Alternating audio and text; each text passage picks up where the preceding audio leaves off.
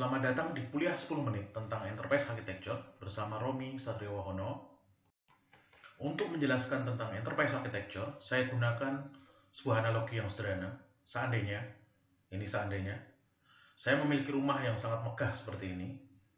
Total penghuni ada 13 orang, 1 istri, 7 anak, 3 pembantu rumah tangga, 1 supir, dan saya sendiri. 10 kamar tidur, 1 ruang perpustakaan, ada 2 ruang keluarga di sana, ada 6 kamar mandi, 1 kolam renang, 1 kolam ikan dengan puluhan jenis ikan, taman dengan puluhan hewan dan juga pohon yang ada di sana. Nah, karena besarnya scale rumah saya, jadi kondisi sekarang saya jadi tidak tahu secara detail tentang kegiatan sehari-hari dan kebiasaan masing-masing penghuni rumah. General saya paham, tapi secara detail saya nggak paham. Seluruh aset di rumah dan di mana posisinya saat ini. Dokumen yang dihasilkan oleh seluruh penghuni rumah satu persatu, saya juga tidak tahu. Juga saya nggak tahu tentang tahapan detail, bagaimana mengurus atau menguras kolam renang, bagaimana membersihkan kamar tidur, kamar mandi, ruangan tengah, dan sebagainya. Efek dari kondisi rumah saya yang seperti itu, skalanya besar, saya tidak menangkap secara detail, dan saya tidak punya peta gambarnya seperti itu tentang rumah saya. Timbul masalah ketika suatu saat saya butuh kursi di dapur. Jadi dapur perlu kursi. Saya beli, ternyata sebenarnya di ruang tengah ada kursi yang tidak terpakai. Gitu. Kemudian karena masing-masing penghuni tidak tahu file apa saja, data apa saja yang ada yang telah di-download, kadang mendownload film itu bisa redundant. Padahal efeknya internet jadi makin lambat, kekurangan space hard disk. Ketika saya membeli printer baru, saya bisa aja salah spek.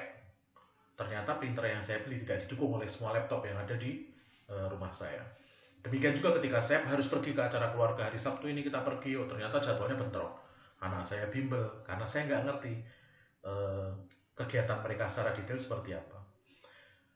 Ketika ada pendaftaran sekolah dimulai dan saya perlu dokumen karena masing-masing memproduksi dokumen tadi dan disimpan di tempat masing-masing, sulit saya kumpulkan. Saya harus nyari ke anak saya yang pertama atau anak saya yang kedua dan seterusnya. Dan satu saat ketika saya pergi ke toko buku untuk membeli buku baru, saya bawa pulang, oh ternyata buku seperti ini sudah pernah saya beli dulu dan sudah saya letakkan di perpustakaan. Rumah saya ini adalah simplifikasi dari perusahaan. Jadi saya punya perusahaan bernama Brainmatics yang core bisnisnya di software development dan training center. Apa yang terjadi di rumah saya tadi sebenarnya juga terjadi di perusahaan saya. Kondisi kantor saya dan masalahnya juga sama. Ketika suatu divisi membeli laptop, ternyata ada laptop yang tidak terpakai sebenarnya di divisi yang lain. Ketika kita membeli printer baru, banyak yang tidak, komputer yang tidak, atau laptop yang tidak support printer tersebut. Ketika ada staf mengajukan cuti misalkan, dia nggak ngerti ini prosesnya harus seperti apa, karena bisnis prosesnya mungkin tidak tergambarkan. Ketika mengikuti tender dan perlu dokumen sulit dikumpulkan karena dokumen tersebar di setiap individu-individu tadi. Dan suatu saat ketika suatu divisi ingin membuat software, ternyata sistem yang sama sedang dikerjakan oleh divisi yang lain. Jadi untuk mengatasi hal itu, saya perlu suatu peta, saya perlu suatu cetak biru, saya perlu kondisi di rumah saya kalau ini rumah, di mana letak ruangan-ruangan, masing-masing ruangan ada barang apa saja. Kalau dalam organisasi sebenarnya meja atau dalam enterprise architecture sebenarnya meja, kursi ini adalah software system dan juga infrastruktur yang ada di perusahaan kita, gitu ya. Jadi saya perlu tahu ruangan, saya perlu tahu aset yang ada di dalamnya, saya perlu tahu bisnis proses yang ada di dalamnya, masing-masing staff harus mengerjakan apa. Kalau dalam organisasi, saya perlu tahu struktur organisasi, tujuannya, bisnis proses di seluruh divisi itu seperti apa, kemudian struktur datanya yang digunakan oleh seluruh staff, sistem software yang dipakai di setiap divisi itu apa saja, gitu ya. Terus kemudian infrastruktur IT-nya seperti apa, demikian juga dengan kebijakan keamanannya didesain seperti apa dan sebagainya. Dan ini semua bisa kita kategorisasikan menjadi 4 hal yang berhubungan dengan bisnis, sering disebut peta yang berhubungan dengan bisnis disebut dengan business architecture, yang berhubungan dengan struktur data disebut data architecture, yang berhubungan dengan aplikasi-aplikasi yang ada di dalamnya application architecture, dan yang berhubungan dengan teknologi yang mensupport aplikasi dan data tadi kita sebut dengan teknologi architecture. Dan inilah 4 hal ini yang kemudian sering kita sebut dengan enterprise architecture itu sendiri. Kalau dulu kita sering menyebut namanya cetak biru atau master plan dan sebagainya, itu sama saja, kita sebenarnya sedang membicarakan tentang enterprise architecture. Jadi apa itu enterprise architecture? Enterprise architecture adalah cetak biru organisasi yang berisi proses bisnis, struktur data, software, sistem dan aplikasi yang ada di dalamnya, infrastruktur IT yang kita rancang dan kita terapkan supaya terpadu untuk membantu berjalannya kegiatan organisasi supaya lebih efektif dan efisien.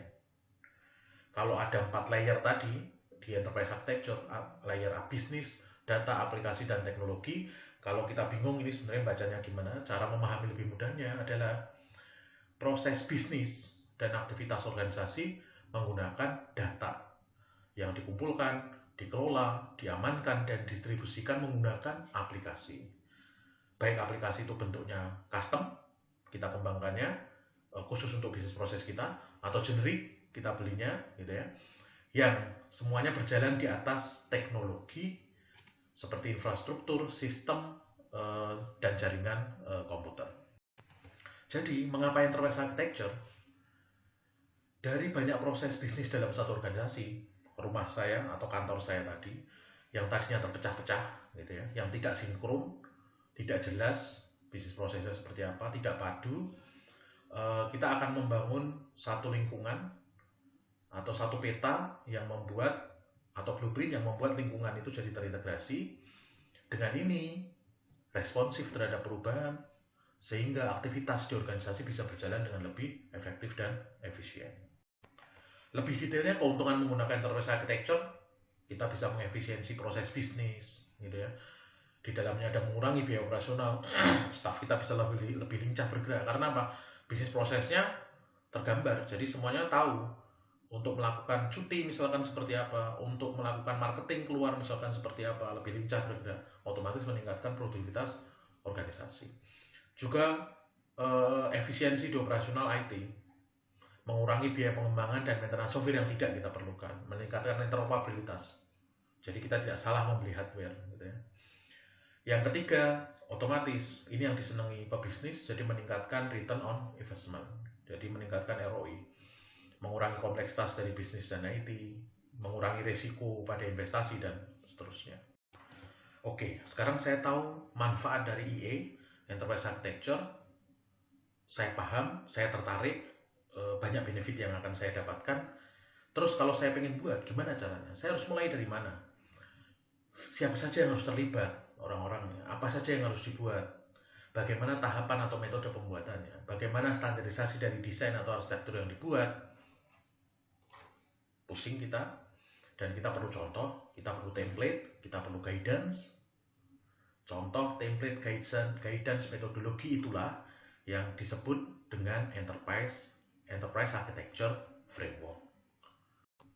Enterprise architecture framework sendiri sejarahnya bisa kita lihat di sini. Tahun 1987 mulai dari John Zahman yang membuat Zahman Framework, kemudian menginspirasi IEP dan juga NIST, terus kemudian ada FEAF, terus kemudian ada TEAF. Di satu sisi TOGAF mengadopsi pekerjaan yang dilakukan oleh TAFIM, dan framework bergerak, framework semakin banyak.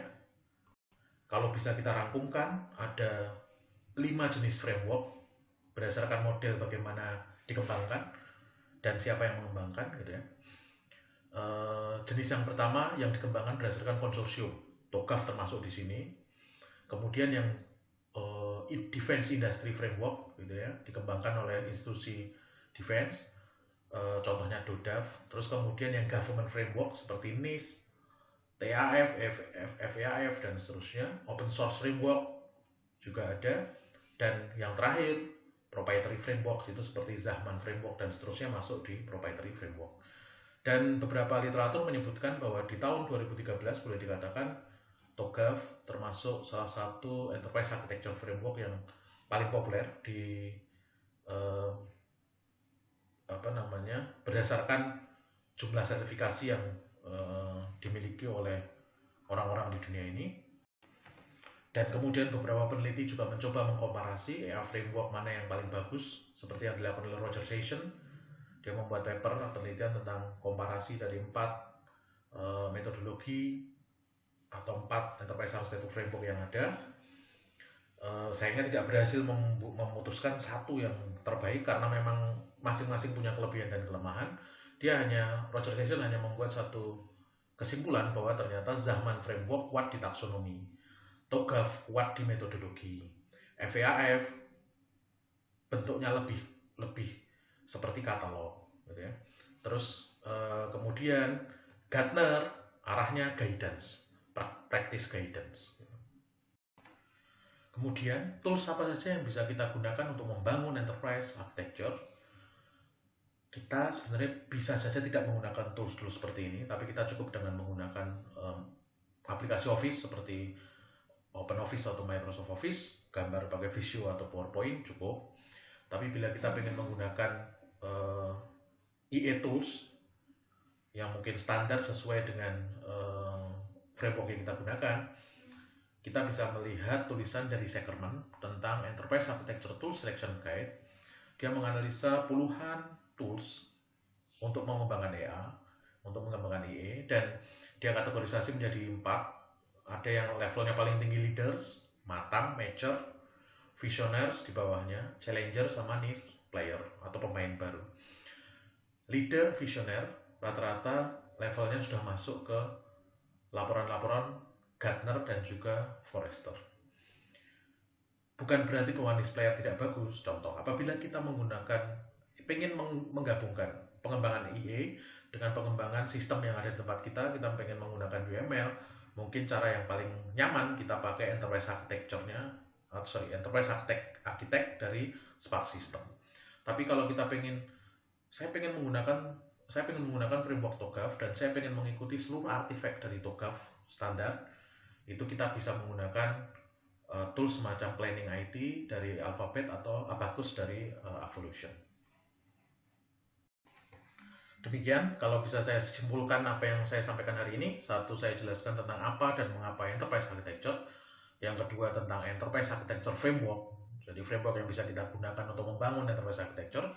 Dan yang ketiga, Enterprise Architecture Tools. Tools yang bisa saya pakai untuk membangun Enterprise Architecture. Penjelasan lebih detail bisa didapatkan dari slide saya, gratis Anda download di romisatriwahono.net. Lebih rinci lagi bisa mengikuti training di brandmetrics.com. Ada 4 kelas yang biasa saya ajar: TOGAF Fundamental, TOGAF Foundation, TOGAF Certified. Juga saya ajar di beberapa program pascasarjana di beberapa universitas yang saya ajar. Demikian, terima kasih atas perhatiannya. Sampai ketemu lagi di mata kuliah saya yang lain.